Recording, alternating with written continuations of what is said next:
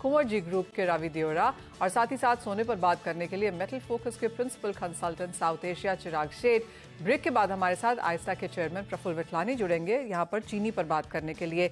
शुरुआत लेकिन यहाँ पर सोने के साथ कर लेते हैं, जहाँ पर इतनी सारी सेंट्रल बैंक मीटिंग्स के पहले सोने में एक स्थिरता बनती हुई हमने देखी है। जैसे कि आप देख सकते हैं बिल्कुल ही सपाट कारोबार, 1930 के डॉलर्स पर आउंस के लेवल्स पे फिलहाल यहाँ पर ट्रेड्स।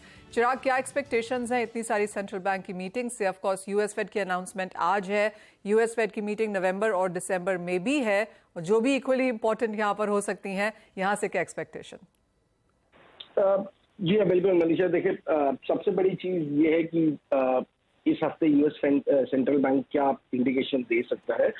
हालांकि ये जरूर है कि कंसेंसस इंटरेस्ट रेट होल्ड करेंगे, उसके ऊपर है, बट मेन इंपॉर्टेंट ये है कि कमेंट्री किस तरह निकल के आती है।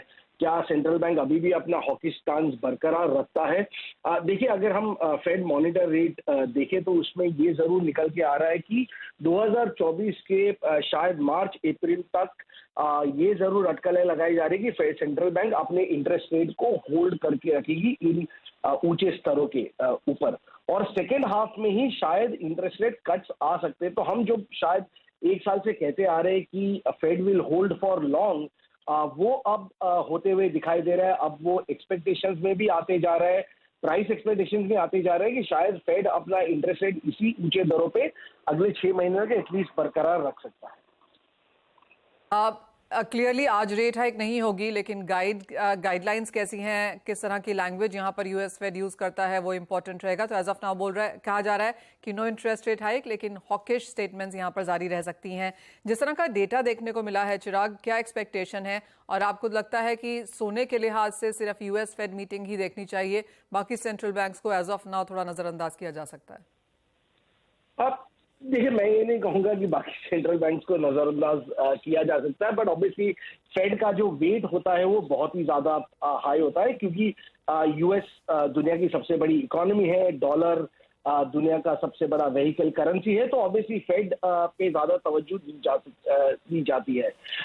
एक जो इम्पोर्टेंट चीज है जो काफी जगह पे हम कहते आ रहे हैं वो ये है कि जैसे आपने अपने ओपनिंग स्टेटमेंट में कहा कि ऑयल के दाम काफी हद तक अब बढ़ते जा रहे हैं, और ये काफी सारे कंट्रीज में इसका इन्फ्लेशन पे जरूरी इम्पैक्ट होते जा रहा है। आज अगर हम देखें तो कुछ विकसित देशों में हम देखें तो फिर से इन्फ्लेशन का थोड़े बहुत वरीज बढ़े हुए हैं, और इससे मुझे लगता है कि ये शायद सेंट्रल बैंक का जो आगे का जो रुझान है उसको एक्चुअली इम्पैक्ट करेगा। चिराग, जिस तरह की बातें हैं कि इंटरेस्ट रेट हाइक यहाँ पर फर्स्ट हाफ में बरकरार रहेगी, as an longer for higher for longer का जो स्टेटमेंट है, आप कहेंगे सोना उसको फैक्टर इन कर चुका है? क्योंकि जो भी अब तक खबर है, अगर सोना 1930 को होल्ड यहाँ पर कर रहा है, अगर हम 1900 ब्रेक करता हुआ नहीं देख रहे हैं, आप कहेंगे ये सारा sentiment as of now factored in है? जी हाँ, बिल्कुल। अगर सोना यहाँ से नीचे में भी $1900 नहीं क्रॉस करता है और ऊपर में भी एक रेंज बाउंड $2000 के आसपास की रेंज बाउंड मूवमेंट में अगर चलते रहता है अगले 1 या 2 महीने में, तो मैं कहूंगा कि जरूर सारी चीजें यहाँ पे फैक्टर्ड है और एक नए ट्रिगर के लिए वेट कर रहा है, शायद नीचे में या ऊपर में। हालांकि हमारा झुकाव अभी भी नीचे की तरफ है। हमारा मानना है 1850 और $1800 के आसपास सोने में आइडियल ट्रेडिंग रेंज है। ऑल्सो चिराग, यहाँ पर on ground situation of Indian markets में क्या है? क्योंकि ज़्यादातर ज्वेलर्स जिनसे हम बात करते हैं उनका ये कहना है कि एक स्टेडी बाइंग यहाँ पर अब बाजार में अभी तक नहीं आई है। कोई हफ्ता अच्छा है, कोई हफ्ते में खरीदारी नहीं है, तो डायरेक्शन ये लोग यहाँ पर कैच नहीं कर पा रहे हैं। जी हाँ, बिल्कुल। देखिए, जैसे आपने कहा कि अगस्त में डिमांड बहुत ही अच्छी थी, क्योंकि हमने देखा कि $1900 के नीचे मार्केट थोड़ा बहुत ट्रेड हुआ था, तो जरूर वहां पे बाइंग आई थी। फिर से सितंबर में हमने उछाल देखा, तो सितंबर में थोड़ी बहुत बाइंग में स्लो डाउन जरूर आई है। तो आपकी बात बिल्कुल सही है कि एक बहुत ही ज्यादा ट्रेंड नहीं निकल के आ रहा है, बट जितना हमें पता चल रहा है कि अगस्त में डिमांड शायद इतनी ज्यादा स्ट्रांग थी कि हम शायद on year on year basis एक पॉजिटिव नंबर के डिमांड आ सकता है for the first time in this year. But अभी भी एक जो हम कहते हैं सेक्युलर बाइंग अभी भी इंडियन मार्केट में रिटर्न नहीं हुई है। काफी सारे Indian markets, Indian jewellers as of now Hong Kong trade show में भी हैं। एक्सपेक्टेशन है कि वहां से भी बेहतर नंबर शायद देखने को मिल पाएंगे। मोस्ट ऑफ द फेस्टिवल से पहले ये लास्ट शायद बड़ा शो है, क्या एक्सपेक्टेशंस हैं यहाँ? आप देखिए ऑलरेडी स्पेशली ईस्ट एशिया में डिमांड की रिकवरी मनीषा जरूर देखने को मिली। हमने देखा है कि चाइना में भी मार्केट्स ज्यादातर प्रीमियम में चल रहे हैं बिकॉज डिमांड पिकअप हुई है। हमने देखा है कि इंडोनेशिया, थाईलैंड, इन सारे मार्केट्स में भी डिमांड जरूर पिकअप हुई है। तो उस सिचुएशन के हिसाब से हांगकांग, जैसे आपने कहा कि जो सबसे बड़ा ट्रेड शो है, वो बहुत ही एक इम्पॉर्टेंट हो जाता है ग्लोबल ज्वेलरी ट्रेड के लिए।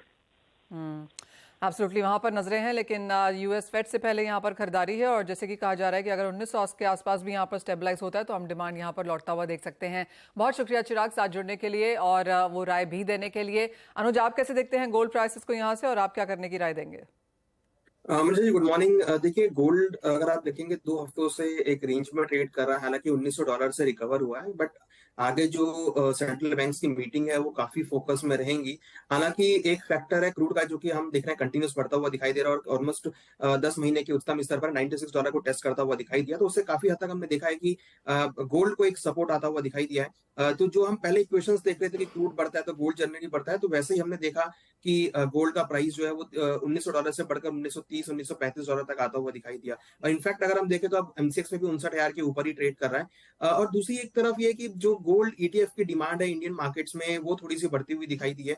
तो कहीं ना कहीं एक अच्छा मोमेंटम यहाँ पे पकड़ा है। बट आगे का जो ट्रेंड है वो डेफिनेटली सेंट्रल बैंक्स की मीटिंग के साथ है। लगातार 3 सेंट्रल बैंक्स की मीटिंग है, तो मुझे लगता है कि उसको काफी नजर में मार्केट रहेगा। बट फिलहाल जिस तरह का ट्रेंड बना है अभी, हमें लगता है कि बाय ऑन डिप्स की स्ट्रेटेजी यहाँ देखी जा सकती है, क्योंकि क्रूड का प्राइस हायर है, रुपी यहाँ पर काफी डेप्रिशिएट हुआ है, तो उसका असर डोमेस्टिक मार्केट पे रहेगा। और मुझे लगता है कि उसकी वजह से गोल्ड के प्राइस डोमेस्टिक मार्केट में ऊपर की तरफ आते हुए दिखाई देंगे। तो यहाँ पे मैं खरीदारी की सलाह देना चाहूंगा। करीबन 59,150 में 58,980 का स्टॉप लॉस लगाए। टारगेट 59,325 तक हो सकता है। और इंटरनेशनल मार्केट में एक्सपेक्ट कर रहे हैं कि 1935 $1940 तक के लेवल देखे जा सकते हैं। थोड़ा मार्केट एक टाइट रेंज में रहेगा। सेंट्रल बैंक्स की मीटिंग एक अच्छा स्पर्ट हम एक्सपेक्ट कर रहे हैं गोल्ड के प्राइस में। ऑलराइट, तो बिकवाली की राय नहीं है, खरीदारी करके आपको यहाँ पर काम करना चाहिए। रवि, आप चांदी को कैसे देखते हैं, क्योंकि चांदी में भी निचले स्तरों के बाद अब कुछ खरीदारी यहाँ पर लौटती हुई नजर आई है। $23 के आसपास के स्तर, क्या करने की राय है? पर वहां पे एक रेजिस्टेंस खास बना हुआ है, पर्टिकुलर बेस मेटल में भी, जो चाइना से आज मॉर्निंग में भी रेट कट की थोड़ी उम्मीद थी, तो ऐसा कुछ रेट कट किया नहीं, उन्होंने अपना स्टेटस को मेंटेन रखा है। तो बेस मेटल का भी थोड़ा प्रेशर है। गोल्ड टैपेड है एंड अभी जो रिसेंट इन्फ्लेशन रीडिंग आया यूके के, इन्फ्लेशन नीचे आया है, तो मुझे लग रहा है कि वहां पे जीबीपी को इसका फायदा मिलेगा। मीन्स उसमें नीचे करेक्शन आएगा और इसका एक पॉजिटिव इम्पैक्ट डॉलर इंडेक्स पे शायद आता हुआ दिखे। तो अगर जीबीपी यहाँ से और मीन्स के वीक होता है ये डेटा के बाद, क्योंकि ऐसा कल ही पॉलिसी है, तो आज जीबीपी में मोमेंटम है, तो मुझे लग रहा है कि वहां पे एक बार आपको सेल करना है। सिल्वर में 72,400 पे सिल्वर के करंट कॉन्ट्रैक्ट में सेल करें। स्टॉप लॉस लगा सकते हैं 70,800 का, और डाउन साइड मुझे लग रहा है कि 71,800 तक के लेवल आपको इवनिंग तक दिखने चाहिए। आज पॉलिसी है मार्केट के बाद, तो जो भी मुनाफा मिले आज इंट्राडे में बुक करके चले। ऑलराइट, वो एक सबसे बड़ी इंपॉर्टेंट क्वेश्चन की लाइन है कि जो भी आप मुनाफा हो घर लेके जाएं, क्योंकि शाम को बाजार काफी यहाँ पर वॉलेटाइल रह सकते हैं। माफ कीजिए। कच्चे तेल पर एक नजर डालेंगे, जहां पर कल हमने अनुज ऑलमोस्ट 96 ब्रेंट पर आता हुआ देखा। उसके बाद कुछ मुनाफा वसूली जरूर है, लेकिन जिस तरह की स्टेटमेंट्स हैं और मॉनेटरी पॉलिसी